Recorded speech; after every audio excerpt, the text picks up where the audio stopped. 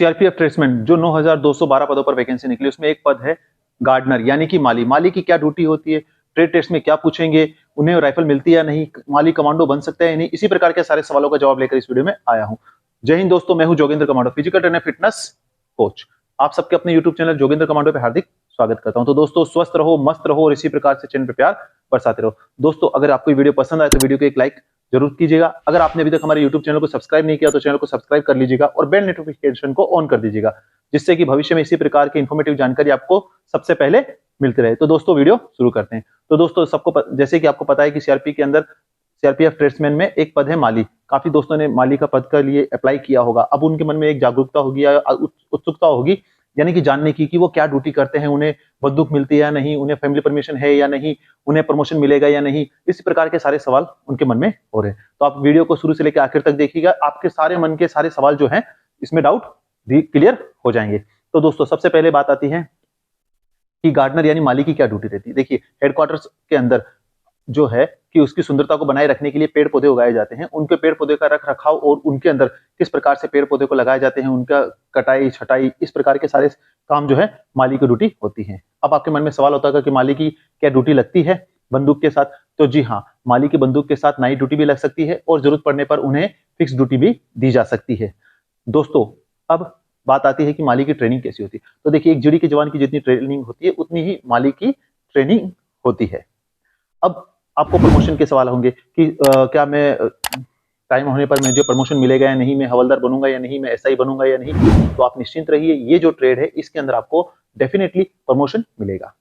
आपको जो है जीडी के जवान जितनी ट्रेनिंग करनी रहेगी, उसके बाद में जैसे ही आप प्रमोशन लेते हैं, हेड कांस्टेबल के पद पर पदोन्नति लेते हैं, उसके बाद में आपको माली का काम से हटाकर आपको जीडी में ले लिया जाएगा। यानी कि आप बेफिक्र रहिए, आप जीडी में भी ड्यूटी हो जाएगी और आपको प्रमोशन जैसे ही आपका टाइमिंग होगा वैसे ही आपको प्रमोशन जीडी के जवान के साथ ही आपको प्रमोशन मिल जाएगा।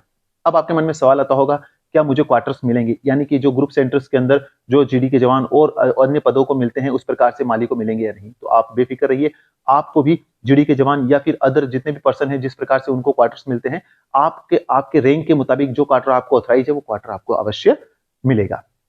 अगर आप चाहें तो अपने बच्चों और परिवार को वहां रखकर आप उनको हायर एजुकेशन या फिर अच्छी शिक्षा दे सकते हैं।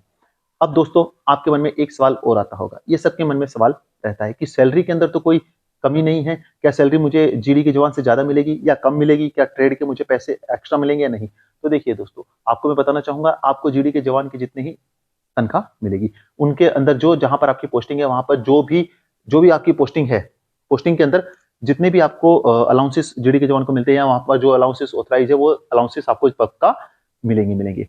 अब बात आती है बेसिक ट्रेनिंग की। तो देखिए, जीडी के जवान जितनी ही बेसिक ट्रेनिंग आपको 44 वीक की करनी रहती है।